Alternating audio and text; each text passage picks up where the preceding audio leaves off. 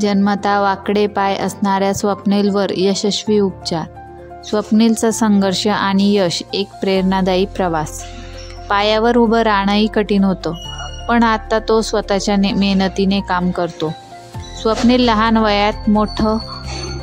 लहान वयात मोठे संकट आलं तरी जिद्द आणि योग्य उपचारांनी स्वप्नील आज स्वतःच्या पायावर उभा आहे. स्वप्नील 4थीत असताना त्याच्या पायावर मोठी शस्त्रक्रिया करावी लागली. एक सामान्य आयुष्य जगणं त्याच्यासाठी कठीण झालं होतं, पण त्याच्या आईवडिलांनी आशा सोडली नाही. डॉक्टर गिरीश अवताडे यांनी व त्यांच्या टीमने शस्त्रक्रिया केली आणि स्वप्नीलसाठी एक नवीन भविष्य घडवलं. आज तो एक सामान्य व्यक्तीप्रमाणे जीवन जगतोय, स्वतःच्या पायांवर उभा राहून काम करतो. हेच आमचं ध्येय, रुग्णांना उपचारच नाही तर एक नवीन आयुष्य देणं.